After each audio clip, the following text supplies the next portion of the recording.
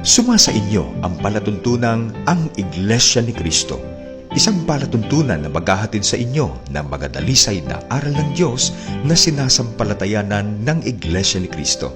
Mga katotohanang maghahatid sa atin sa matuwid na landas ng paglilingkod sa Diyos.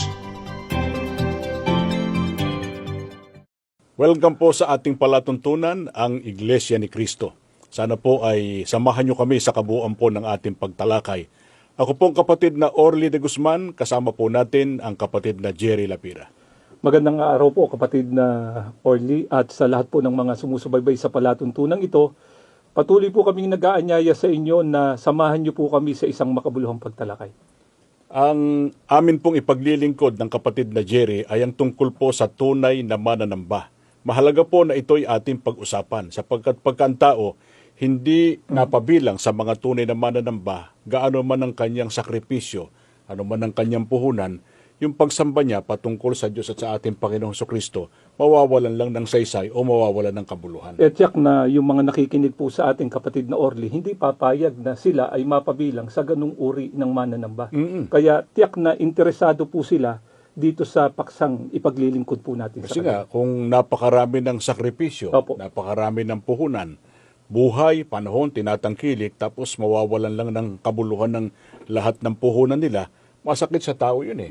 Kaya mahalagang maintindihan nila kung gaano kahalagang mapabilang sa tunay na mananamba. At tiyak po na ang mga nakikinig po sa atin at sumusubaybay sa palatuntunan ito kapatid na Orly, ay hindi tatanggihan ito na kapag ka ang pag-uusapan ay otoridad, kung sinong makapagtuturo ng katotohanan ukol sa tunay na pagsamba sa tunay na Diyos, ay walang iba kundi ang ating Panginoong Jesucristo. Sapagkat ang Panginoong Jesucristo po, pinakadakilang sugo ng ating Panginoon Diyos. Opo, itanong na po natin ito mula po sa pagtuturo ng banal na kasulatan. Ano nga po ba ang itinuro ng ating Panginoong Jesucristo kung sino ang hinahanap ng ating Panginoong Diyos na sumamba sa Kanya? Ganitong sinasabi ng ating Panginoong Jesucristo dito po sa aklat ng Juan. Sa 4 ang mga talata po ay 23 hanggang talata pang 24. Ganito ang kanyang pahayag. Datapwat dumarating ang oras at ngayon nga, nasasambahin ng mga tunay na mananamba ang Ama sa espiritu at katotohanan, sapagkat hinahanap ng Ama ang mga gayon na maging mananamba sa Kanya. Ang Diyos ay espiritu, at ang mga sa Kanya'y nagsisisamba ay kinakailangang magsisamba sa espiritu at sa katotohanan. Ayon po sa ating Panginoong Jesucristo, ang hinahanap ng Ama o ng ating Panginoon Diyos na sumamba sa Kanya ay ang mga tunay na mananamba. Paano nga po ba kung sambahin ng mga tunay na mananamba ang ating Panginoong Diyos? Gaya ng ating binasa, sinasamba nila ang Ama o ang Panginoon Diyos sa espiritu at sa katotohanan. At nais nating ipapansin sa ating mga tagapakinig, taga-subaybay, kapatid na Jerry, pagka sinabing tunay na mananamba, merong hindi tunay. Opo. Kaya hindi po lahat ng sumasamba ay tinatanggap ng Diyos eh. Kasi pagka kabilang ang tao sa hindi tunay na mananamba, hindi nga pahahalagahan ng Panginoon Diyos ano man ang kanyang puhunan sa kanyang pagsamba sa Panginoon Diyos. Opo, at sinabi nga po dyan ng ating Panginoong Jesucristo na ang mga tunay na mananamba sasambahin ang ating Panginoong Diyos sa espiritu at sa katotohanan. Liwanagin po natin yan. Ayon pa rin po sa pagtuturo ng ating Panginoong Jesucristo, paano nga po ba kapatid na Orly magagawang sambahin ang ating Panginoong Diyos sa espiritu at sa katotohanan? Ganito naman ang sinasabi niya sa aklat po ng Mateo, dito po sa 6 at ang mga talata po ay 9. Hanggang talata pang 10, ganito ang mababasa po natin. Magsidalangin nga kayo ng ganito, Ama namin na nasa langit ka, sambahin nawa ang pangalan mo, dumating nawa ang kaharian mo, gawin nawa ang iyong kalooban kung paano sa langit, gayon din naman sa lupa. Dito ay nililiwanag ng Panginoong Jesucristo kung paano ang pagsamba sa Diyos sa Espiritu. Sasambahin natin ang pangalan ng ating Panginoon Diyos. Hindi po sa larawan. Oo, kasi ang Diyos po ay Espiritu eh. Binasa na po natin kanina. Ang Espiritu, wala pong laman, walang buto, walang materya. Kaya hindi mo pwedeng kunan ng litrato yun. Hindi ho pwedeng igawa ng larawan o kaya ay ng rebulto pagkatapos ay luluhuran ng tao. Hindi ho ganon. Maling paraan ng pagsamba po yun sapagkat ang pagsamba sa Diyos sa Espiritu, sasambahin natin ang pangalan niya. Paano naman po ang pagsamba sa ating Panginoong Diyos sa katotohanan? Niliwanag din po sa ating binasa, sabi ng Panginoong Kristo, gawin nawa ang iyong kalooban. Sa ibang salin, masunod kung ano kalooban ng ating Panginoon Diyos. At ang mga kalooban po ng ating Panginoong Diyos nakasulat po sa banal na kasulatan. Kaya ang tamang paraan ng pagsamba nasa Biblia. Opo. Itinuturo po ng Biblia. Anumang pagsamba patungkol man po sa Diyos at sa Panginoong Kristo, kung iba sa paraang itinuturo ng Biblia, hindi ho tunay na pagsamba yon. At ang gumagawa ng ganon, kabilang sa hindi tunay na mananamba. Nabanggit niyo ang kapatid na Orly na yung gumagawa niyan, yung sumasamba, naglilingkod, hindi batay sa kalooban ng ating Panginoong Diyos, ay hindi pahahalagahan ng ating Panginoong Diyos. Ano po ang katibayan niyan? Ganito ang mababasa natin dito sa aklat ng Mateo 7:21 hanggang 23. Hindi ho namin patakaran at hindi namin gagawing patakaran na magbigay ng sariling opinyon sa ganitong programa po ng Iglesia ni Cristo. Ang binabasa po natin lagi ay Biblia na kinatatalaan ng mga salita ng Panginoon Diyos. Dito po sa Mateo 7, mga talata pong 21 hanggang 23, hindi lahat ng nagsasabi sa akin ng Panginoon, Panginoon ay papasok sa kaharian ng langit, kundi ang nagsasagawa ng kalooban ng Diyos ang siyang papasok sa kaharian ng langit. Sa araw na yon, marami ang magsasabing, Panginoon, Panginoon, hindi ba kami nagsalita sa ngalan mo? Hindi ba nagpalayas kami ng mga demonyo at gumawa ng mga himala sa ngalan mo? Ngunit sasabihin ko sa kanila ng walang paligoy-ligoy, hinding-hindi ko kayo kilala. Lumayo sa akin kayong mga gumagawa ng masama. Itong binasa natin, ito ay mangyayari pagdating ng araw ng paghuhukom. Opo. Sa araw na yon, maraming ipipresenta kung ano-ano ang mga tao sa ating Panginoong Hesukristo. Ano-ano nga po ba yung sasabihin nila sa ating Panginoong Kristo? Ang sabi, sila raw ay nagsalita sa ngalan ng Panginoong Hesukristo. Sa mga kapatid, nangaral ang mga Opo. taong ito. At ang ipinangaral, hindi naman si Buddha, hindi naman si kung sino-sino. Maaaring ipinangaral, Panginoong Hesukristo rin. Nangaral sa pangalan niya. Ang iba naman, ang sasabihin, nagpalaya sila ng demonyo at gumawa ng himala sa pangalan ng Panginoong Hesukristo. Kung tao siguro ang hahatol, baka sabihin nila, yung mga taong iyan, papapasukin tiyak sa langit kasi nagpalayas ang demonyo ng kalaban ng ating Panginoon Diyos. Pero sa halip na papasukin po, tanggapin ng ating Panginoong Kristo, ano po yung sinabi ng ating Panginoong Kristo sa Ang kanila? sabi dito sasabihin ko sa kanila ng walang paligoy-ligoy. Diretsahan ang sasabihin. Hinding-hindi ko kayo kilala. Kawawa ho naman. Kumilala kay Kristo Ang katunayan, ginamit pa yung pangalan niya sa kanilang mga aktibidad na pangrelihiyon. Pero hindi sila kikilalanin pagdating ng paghuhukom. At bukod doon, palalayasin pa lumayo sa akin, kayo anyang mga gumagawa ng masama. Bakit nga po sa halip na tanggapin sila ng ating Panginoong Kristo, ay tiyak na ipagtatabuyan sila ng ating Panginoong Kristo sa araw po ng paghukom? Kasi hindi nila ginanap o ginawa kung ano kalooban ng ating Panginoon Diyos. Kaya kung babalikan natin hindi lahat ng nagsasabi sa akin, Panginoon, Panginoon, papasok sa kaharian ng langit, kundi ang nagsasagawa ng kalooban ng Diyos ang siyang papasok sa kaharian ng langit. Yun ang pinaka-importante. Magawa ng tao kung ano kalooban ng Diyos. Dapat lang, kasi ang paglilingkod ng kapatid na Jerry, ang Panginoon Diyos Kaya kung ano kalooban niya, patakaran niya, yun ang dapat na masunod. Hindi dapat ipilit ng tao. Yun ang tradisyon namin Dito na nangamatay ang mga ninuno namin Hindi ho ganun. Kasi ang Diyos ang pinaglilingkuran Kaya kung ano kalooban niya, siya dapat sundin ng tao. At nabanggit na po natin ito sa mga sumusubaybay sa ating kapatid na Orly na ang mga kalooban ng Diyos, dito po sa banal na kasulatan nakasulat. Kaya batay po sa mga katotohanang nakasulat dito sa banal na kasulatan, ano nga po ba yung kalooban ng ating Panginoong Diyos na dapat na maisakatuparan at magawa ng tao na magsasagawa ng pagsambat paglilingkod sa Kanya? Pakinggan po ninyo itong nakatala dito po sa aklat ng Epeso. Ang babasahin ko po ay 1, mga talatang 9 hanggang 10. Babasahin ko rin po pati na ang talatang 7. Ganito ang mababasa po natin. Na ipinakikilala niya sa atin ang hiwaga ng kanyang kalooban, ayon sa kanyang binagaling na ipinasya niya sa kanya rin.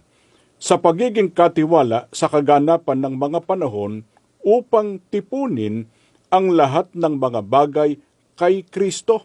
Sa talata pong 7, na sa Kanya'y mayroon tayo ng ating katubusan sa pamamagitan ng Kanyang dugo na kapatawaran ng ating mga kasalanan ayon sa mga kayamanan ng Kanyang biyaya. Dito po nililiwanag kung ano ang kalooban ng ating Panginoon Diyos. Dito dapat umalinsunod ang tao na maglilingkod sa Diyos. Na ayon po sa ating binasa, kalooban ng ating Panginoon Diyos na tipunin ang lahat sa ating Panginoong Hesukristo. Mahalaga pong maisakatuparan ng tao yan sapagkat sabi nga po, yan ay kalooban ng ating Panginoong Diyos. Tipunin. Pagka po sinabing tinipon, hindi po nagkanya-kanya. Hindi sekta-sekta yun. Opo. Hindi kanya-kanyang denominasyon. At kung bakit po dapat sa Panginoong Hesukristo matipon ng tao, niliwanag dun na kay Kristo ang ating katubusan na siyang kapatawaran ng ating mga kasalanan. Pero paano po matutupad yung kalooban na yan ng ating Panginoong Diyos na ang tao po ay matipon sa ating Panginoong Kristo? Magandang katanungan niya, kapatid na Jerry. Kasi merong iba't ibang sinasabi ang tao kung paano matitipon kay Kristo. Merong ang nakausap kami. Basta raw sa ngalan ni Kristo, nagkaumpok-umpukan sila, pinag-usapan si Kristo, natipon na raw sa ating Panginoong Hesukristo. Hindi po yung opinion ng tao ang importante, kundi kung ano kalooban ng Diyos. Pakinggan po ninyo dito sa aklat ng Epeso pa rin. Sa saling ito ng Biblia, dito po sa New Filipino Version, ganito ang sinasabi, at ipinakilala niya sa atin ang hiwaga ng kanyang kalooban ayon sa kanyang kaluguran na kanyang itinakda kay Kristo upang isakatuparan sa takdang panahon upang tipunin ang lahat ng bagay sa langit at sa lupa at ipailalim sa isang Pangulo na walang iba kundi si Kristo. Matitipon ang mga tao sa ating Panginoong Hesukristo, kapatid na Jerry, kung ang mga tao mapaiilalim sa pangungulo ng ating Panginoong Hesukristo. Alin nga po ba yung pinangunguluhan ng ating Panginoong Kristo? Ang pinangunguluhan niya, kapatid na Jerry, ay ang kanyang iglesia. Gaya ng mababasa natin dito sa aklat po ng Kolosa sa 1 at 18, ganito ang sinasabi sa atin ng talatang ito ng banal na kasulatan. At siyang ulo ng katawan sa makatwid bagay ng iglesia. Ang pinangunguluhan po ng Panginoong Hesukristo ay ang kanyang iglesia. Kaya ang kalooban ng Diyos sa panahong Kristiyano, na ang tao'y dapat matipon kay Kristo, ang tao dapat nasa loob ng iglesia. Gaya po ng binasa po ninyo, kapatid na Orly, ang iglesia katawan ng ating Panginoong Kristo. Siya po yung ulo. Iisa lang po yung ulo, iisa lang yung katawan. Hindi po maraming iglesia yun. Buti nabanggit mo yun. Kasi nga, may mga nakakausap din tayo at may mga pagtuturo tungkol dyan. Kahit ano raw iglesia, basta naniniwala kay Kristo, ano man ang pangalan, iglesia raw, nakatawan ng Panginoong Hesukristo at iglesia ang pinangunguluhan niya. Malayo-malayo po sa katotohanan niyo kasi isa lang ang ulo ng tunay na iglesia at isa rin ang iglesia na katawan niya. Hindi ho marami, hindi sekta-sekta, hindi kanya-kanyang paksyon o denominasyon. Pero aling iglesia nga po yan? Iglesyang pinangunguluhan ng ating Panginoong Kristo na sa iglesyang yan, kalooban ng ating Panginoong Diyos na ang lahat ng tao dapat dyan matipon. Ang pangalan po ng iglesia na katawan ng Panginoong Hesukristo at pinangunguluhan niya, mababasa po natin sa Biblia. Dito po sa aklat ng mga gawa, sa 20 at 28, sa salim po ni Lamsa, ganito ang ating bababasa. Ingatan ninyo kung gayon ang inyong sarili at ang buong kawan, narito'y hinirang kayo ng Espiritu Santo na mga katiwala upang pakanin ang iglesia ni Kristo na binili niya ng kanyang dugo. Maliwanag po ang sagot ng Biblia. Ang pangalan po ng tunay na iglesia ay Iglesia ni Kristo. Kung ano katangian ng Iglesia ni Kristo, sinasabi rin sa talatang binasa natin. Ito ay binili o tinubos ng dugo ni Kristo. Naalala pa siguro ng mga sumusubaybay, yung Epeso 1:7 na ang sabi na sa Kanya, kay Kristo, mayroon tayo ng ating katubusan. Ang mga nasakop ng pagtubos ni Kristo, yung mga natipon sa Kanya, dahil ng kalooban ng Diyos. At matitipon nga sa loob ng Iglesia ni Kristo, na ito nga ang binili o tinubos ng dugo ni Kristo. Kaya yung mga tunay na mananamba, kapatid na Orly, matatagpuan natin sa Iglesia ni Kristo. Sapagkat ang mga tunay na mananamba na nasa loob nga ng Iglesia ni Cristo, sinunod kung ano kalooban ng Diyos. Naalala pa siguro ng mga sumusubaybay, ang tunay na pagsamba sa Diyos, sasambahin siya sa Espiritu at sa katotohanan, susundin kung ano kalooban ng Diyos. Kaya nga po, malakas ang aming loob, mga ginigiliw po naming mga taga-subaybay, na kayo po ay anyayahan namin na magsama-sama na po tayo dito sa loob ng Iglesia ni Cristo. Magbabalik po kami pagkatapos po na makapagpakilala ang aming pong himpilan. Nakikinig kayo sa Iglesia ni Cristo Radio, DZEM 954, ang tinig ng katotohanan.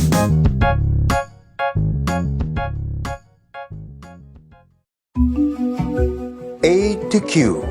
Answers to questions. Ang malinaw na kasagutan ng banal na kasulatan sa mga katanungan.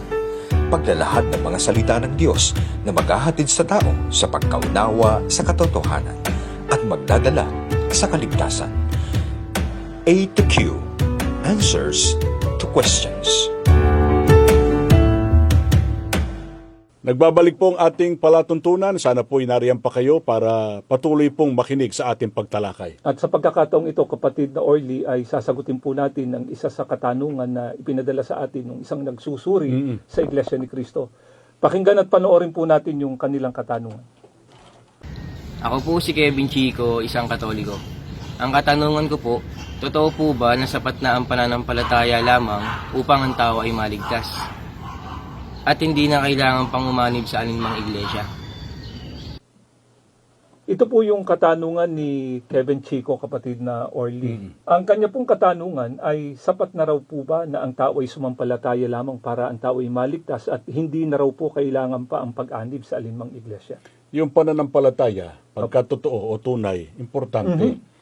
Pero mali na ang maging prinsipyo ng tao, sapat ng sumampalataya na lamang at hindi na kailangan pa na umanib sa iglesia para ang tao ay maligtas. Bakit po yung ganong prinsipyo na sapat na yung sumampalataya lamang ay maling prinsipyo yung kapatid na Orly? Sapagkat hindi yun ang sinasang-ayunan ng Biblia. Meron tayong ganitong mababasa. Dito po sa Aklat ng Santiago, dito po sa 2, ang mga talata po ay 20 at 24. Ganito ang ipinaliliwanag sa atin ng apostol na si Santiago. Ibig mo bang patunayan ko sa iyo, hangal, na walang kabuluhan ang pananampalatayang walang kalakip na gawa? Diyan nyo makikita na ibinibilang na batuid ang isang tao dahil sa kanyang mga gawa at di dahil sa kanyang pananampalataya lamang. Maliwanag ang pahayag ng Apostol Santiago na ang pananampalataya na walang kalakip na gawa, walang kabuluhan. Pagka po sinabing walang kabuluhan, hindi pakikinabangan. O sayang yung pagkaganon. At ang masakit pa, di ho kami nagsasalita ng galing lang sa aming sarili. Yung palang mga tao, ano man ang narating niya, ano man ang napag-aralan niya, pagkang kanyang prinsipyo, sapat ng sumampalataya lang, wala nang gagawin. Ang tawag pala ng Biblia rin, mga taong hangal eh. Huwag tayong doon humanay. Doon tayo humanay sa mga taong nakakaunawa kung anong kalooban ng ating Panginoon Diyos. Kaya nga po, sa pagkakataong ito, kapatid na Orly, ay ilalahad po natin sa mga sumusubaybay sa atin ang halaga ng tunay na iglesia. Paano nga po ba ipinakilala ng banal na kasulatan ang tunay na iglesia? Ang tunay na iglesia po, ayon sa Biblia, ay katawan ng ating Panginoong Hesukristo. Basahin po natin dito sa Aklat ng Kolosa sa 1 at 18, ganitong sinasabi, at siyang ulo ng katawan sa makatwid bagay ng iglesia. Okay. Ang tunay na iglesia, katawan ng ating Panginoong Hesukristo, siyang ulo nito. Kaya paanong ipagpipilitang walang halaga iglesia, walang kwenta iglesia? Katawan ito ng Panginoong Hesukristo, yung tunay ha. Opo. At ang ulo ng tunay na iglesia ay ang tagapagligtas ng Kaya, ating opo. Panginoong Hesukristo. Kaya kapatid na Orly, kapag ka sinabing walang kwenta, walang halaga yung iglesia, para na din nilang sinabing walang halaga din ang ating Panginoong Sukristo. Kaya mali na maging isipang hindi kailangan ng tunay na iglesia sa ikapagtatamo ng kaligtasan. Pero paano po mapapabilang ang tao diyan sa tunay na iglesia na pinangunguluhan po ng ating Panginoong Sukristo? O magandang pag-usapan din natin kasi baka akala ng iba pagka sila ay nakikinig Opo. sa programang ito, kaanib na sila sa iglesia. At meron kaming nakakausap na gano'n. Matagal na raw silang sumusubaybay. Iglesia ni Cristo na raw sila. hindi po yun ang proseso. Tama pong sumubaybay sapagkat ang inyo pong napapakinggan sa mga palatuntunan na Iglesia ni Cristo, dalisay na ebanghelyo. Pero ito pong paraan para ang tao'y mapabilang sa tunay na Iglesia. 3:15 po ng Kolosas. At paghariin ninyo sa inyong puso ang kapayapaang kaloob ni Kristo, sapagkat ito ang dahilan kaya kayo tinawag upang maging bahagi ng isang katawan. Tinatawag ng Diyos ang tao para maging bahagi o maging sangkap o maging kaanib ng isang katawan o ng tunay na iglesia. Maaaring sabihin po nung iba, kapatid na Orly, na sila daw po ay sangkap na ng katawan na yan sapagkat sumampalataya nga daw po sila sa ating Panginoong Sokristo. Ano po yung masasabi niyo po doon? Ang dapat sangkapan, hindi kahit anong iglesia. Kasi merong ang nagsasabi, sila raw kaanib doon sa iglesyang katawan ng Panginoong Hesukristo. Pag tinanong naman natin, iba-iba yung mga iglesyang pinagbabanggit nila na doon sila miyembro. Ito po ang sinasabi ng Biblia kung paano makikilala yung talagang ang sinangkapan tunay na iglesyang katawan ng Panginoong Hesukristo. Sa Roma 12:4 hanggang talata 5, sapagkat kung paanong sa isang katawan ay mayroon tayong maraming mga sangkap at ang lahat ng mga sangkap ay hindi pareho ang gawain, ay gayon din tayo na marami ay iisang katawan kay Kristo at mga sangkap na sama-sama sa isa't isa. Ang mga sangkap o mga kaanib sa iglesyang katawan ng Panginoong Hesukristo, sama-sama. Hindi po sekta-sekta. Hindi kaanib sa Katoliko, kaanib sa Aglipay, sa Presbyteriana, sa Episkopal, sa Baptista, tapos iglesia ni Kristo raw sila. Hindi ho totoo yun sapagkat ang mga sangkap o kaanib sa tunay na iglesia na katawan ng Panginoong Hesukristo, sama-sama ang kanilang kinasangkapan, isang katawan lamang. Pero paano nga po magiging sangkap, magiging bahagi ng katawan na yun, ng tunay na iglesia, ang isang tao? Merong proseso na itinuro ang ating Panginoong Hesukristo. Unahin natin ito, kapatid na Jerry. Itong nasa aklat ng Mateo sa 28, 18 at 19 po. At lumapit si Jesus sa kanila at sila'y kanyang kinausap, dahil dito, magsiyaon nga kayo at gawin ninyong mga alagad ang lahat ng mga bansa, na sila'y inyong bautismuhan sa pangalan ng Ama at ng Anak at ng Espiritu Santo. Ito proseso, kapatid na Jerry. Kailangang gawaran ang tao ng tunay na bautismo. At bago bautismuhan, kailangang matiyak na sumasampalataya. Kaya ituturo muna ang mga aral ng Diyos na dapat sampalatayanan, dapat sundin. Pagka sila ay sumampalataya, saka sila gagawaran ng bautismo. At yung bautismong yun ang proseso para maging kaanib sa iglesia na katawan ng ating Panginoong Hesukristo. Pero baka ito po yung sabihin ng iba sa ating kapatid na Orly, pagka ang pag-uusapan ay bautismo, sa kanilang reliyon daw, meron ding bautismong isinasagawa. Kahit saang iglesia po ba, bobotismuhan at magiging kaanib ang tao, yung tumanggap ng tunay na bautismo na itinuro po ng ating Panginoong Hesukristo? Ang tunay na bautismo po matatanggap sa iisang tunay na iglesia. Hindi ho kahit anong relihiyon na nagdadaos ng bautismo, ang tawag ng iba'y binyag, ikapagiging sangkap sa tunay na iglesia. Ganito po ang ating mababasa dito po sa unang Korinto, sa 12 at 13. Pakinggan po ninyo. Tayong lahat, maging Hudyo o Griego, alipin o Malaya, ay binautismuhan sa iisang espiritu upang maging sangkap ng isang katawan. Ang mga ginagawaran ng bautismo isinasangkap sa isang katawan lang. Yung katawan, niliwanag na ng Biblia sa atin, iglesia ng ulo'y si Kristo. Kaya ang mga tao na tumanggap ng tunay na bautismo dahil sa sila'y sumampalataya, sila ay kaanib sa iisang tunay na iglesia. Pero yung paniniwala nga po nung iba, ito po yung paniniwala nung karamihan sa mga nagpapakilalang sila'y mga born again, mga protestante, basta't sumampalataya nga lang daw po ang tao, kabilang na dyan sa tunay na iglesia na sinasabi ng banal na kasulatan. Mali yun. Ang pananampalataya po, yung tunay dapat gamitin ng tao para masunod kung anong utos ni Kristo. Mali po na ang pananampalataya ginagamit para tanggihan kung ano kalooban ng Diyos. Hindi ho tayo mapapabuti pagka ganon. Gamitin natin ang pananampalataya para masunod ang ipinagagawa sa atin. Na ito nga gaya ng ating tinatalakay, ang tao para maging karapat-dapat sa Diyos at kay Kristo sa kaligtasan, hindi po sasampalataya lang, kundi sampalatayanan niya yung aral na itinuturo pagkatapos ay magpabautismo para maging sangkap o kaanib sa tunay na iglesyang katawan ng ating Panginoong Hesukristo. Ano po yung isa pa sa matibay na katunayan, kapatid na Orly, na talagang nasa iisang tunay na iglesia lang, yung mga tumanggap ng tunay na bautismo, naging tunay na alagad ng ating Panginoong Hesukristo. Meron tayong mababasa sa Efeso 4:12, ganitong ating mababasa, nais nating ipapansin sa ating mga taga-subaybay. Pakinggan po ninyo. Ang nagkakaisang layunin ng kanilang paggawa ay ang madala ang mga Kristiyano sa kasakdalan o pagiging ganap. Maihanda sila sa makakristyanong paglilingkod at sa pagpapalago sa iglesia ni Kristo. Ang iglesia po na doon dapat tumanggap ang tao ng bautismo, iglesia ni Kristo. Sa loob po ng iglesia ni Kristo, magagawa ang makakristyanong paglilingkod. Kaya maaaring sinasabi ng iba, Kristiyano sila, pakiramdam nila yon, naglilingkod sila. Hindi pa ho kayo kabilang sa tunay na Kristiyano at hindi pa rin ninyo nagagawa ang makakristyanong paglilingkod kung kayo po ay nasa labas pa ng iglesia ni Kristo.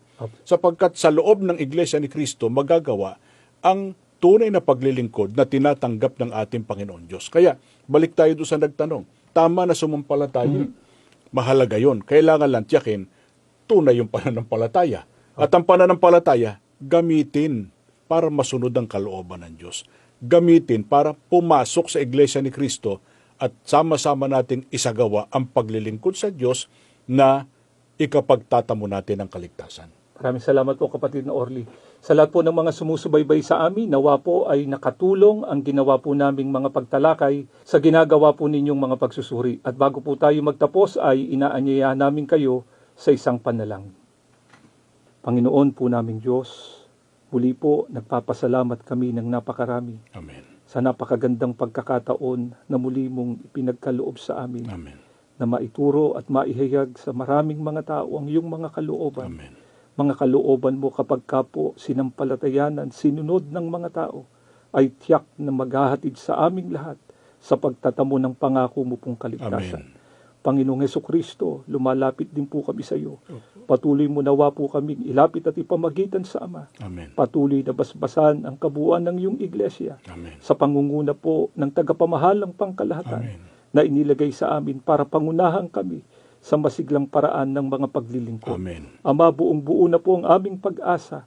Pinakikinggan mo po ang aming mga panalangin. Amen. Ang lahat magalang na po naming ipinakikiusap sa iyo sa pangalan po ng aming tagapagligtas na si Kristo Jesus. Amen. Amen. Kami po ay nagpapasalamat sa inyong pagsubaybay. Kung mayroon kayong katanungan, maaari po kayong mag-email sa amin sa dcem954@isradio.org. Malugod din namin kayong inaanyayahan sa aming mga pagsamba at pagdudoktrina o magbasa ng mga lathalaing pasugo at subaybayan ang aming mga programa sa INC TV.